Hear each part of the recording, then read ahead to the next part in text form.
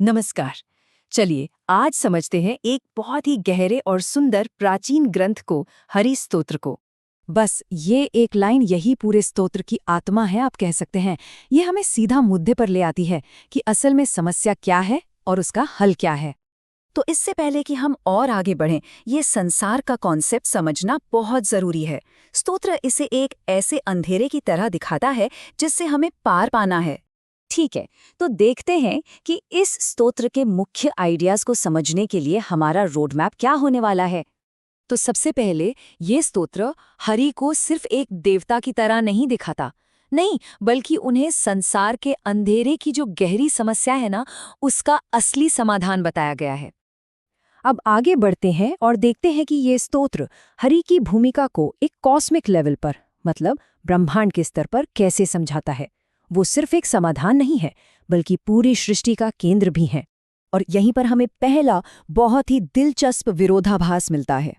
देखिए, हरि हर चीज का कारण है, लेकिन उनका खुद का कोई कारण नहीं है।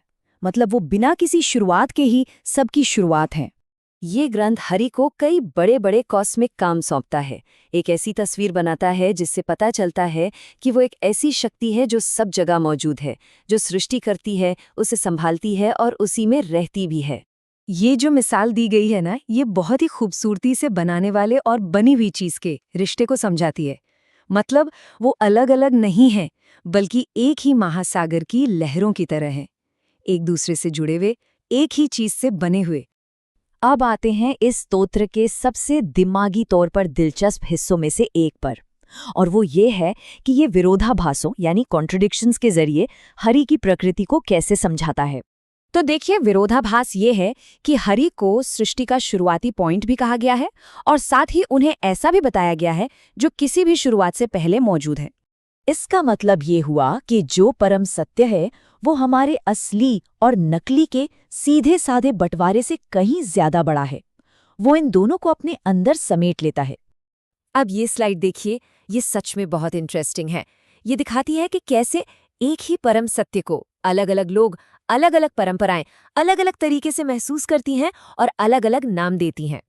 श्लोक 27 की ये जबरदस्त मिसाल इसी आइडिया को पकड़ती है कि कैसे एक ही परम तत्व बिल्कुल चांद की तरह कई अलग अलग शरीरों या हालात के पानी में जब झलकता है तो अनेक दिखाई देता है। तो चलिए अब देखते हैं कि ये बातें ब्रह्मांडीय और दार्शनिक लेवल से हटकर कैसे व्यक्तिगत और व्यवहारिक लेवल पर पहुंचती है। मतलब यहाँ पर फोकस सिर्फ दिमागी समझ से हटकर सीधे पर्सनल अनुभव पर आ जाता है।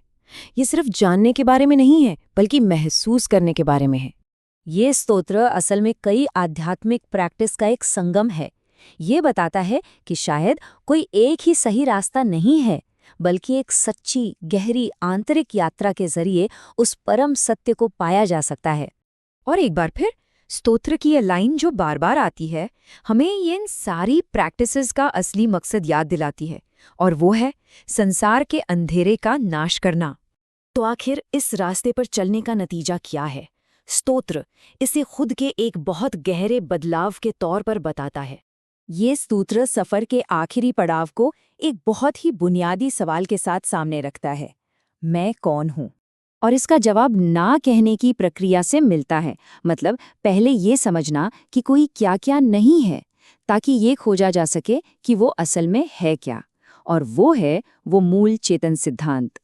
तो ये किसी अलग भगवान से मिलने जैसा नहीं है, बल्कि ये उस एकता को महसूस करने के बारे में है जो हमेशा से हमारे अंदर ही थी, बस ढकी हुई थी।